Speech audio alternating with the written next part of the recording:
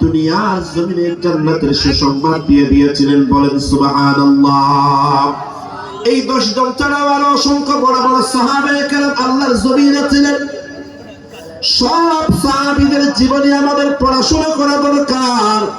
সাহাবায়ে কেরামের জীবনী যদি আমরা অধ্যয়ন করি, আমরা যদি পড়াশোনা করে গবেষণা করি, আল্লাহর কসম সাহাবায়ে কেরামের জীবনের ভিতরে এত এত কুরবানি পাওয়া যায়, এত এত দুনিয়ার জমিনে তারা ইসলামের জন্য স্যাক্রিফাইস করেছেন।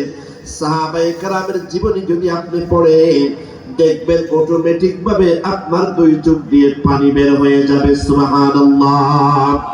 এই যে আমাদের পার্শ্ববর্তী রোহিঙ্গা ক্যাম্পের মজলুম ভাইরা, মুসলমানদের মজলুমদের তারিখ সাহাবায়ে কেরাম রিদওয়ানুল্লাহি আলাইহিম আজমাইনের জীবনী পড়েন। সাহাবায়ে কেরাম রিদওয়ানুল্লাহি আলাইহিম আজমাইন ঈমানের কারণে, ইসলামের কারণে কত জুলুমের শিকার হয়েছিলেন। কত সাহাবায়ে কেরাম আল্লাহর জমিনে শাহাদাত বরণ করেছেন। সাইয়্যিদুনা বেলাল থেকে নিয়ে হযরত খুবাইব, হযরত সুমাইয়া, হযরত আম্মার ইবনে ইয়াসির সহ অসংখ্য সাহাবায়ে কেরাম আল্লাহর জমিনে আল্লাহর দ্বীনকে প্রতিষ্ঠা করার জন্য নিজের জীবন পর্যন্ত কুরবানি দিয়ে ফেলেছেন। বলেন সুবহানাল্লাহ।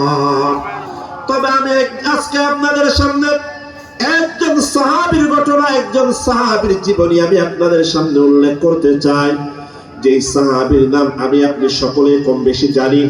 যেই সাহাবীর নাম হলো খালিদ বিন ওয়ালিদ রাদিয়াল্লাহু তাআলা আনহু। সাহাবায়ে কেরাম সব সাহাবীদের জীবনী তো এত বৈচিত্র্যময় জীবনী, সব সাহাবীদের জীবনী তো এত পবিত্র জীবনী, যে কোন একজন সাহাবীর জীবনী আমার আপনার হেদায়েতের জন্য যথেষ্ট হয়ে যাবে। তবে সাহাবীদের ভিতরে একজন প্রসিদ্ধ সাহাবী ছিলেন, যার নাম হলো খালিদ বিন ওয়ালিদ রাদিয়াল্লাহু তাআলা আনহু।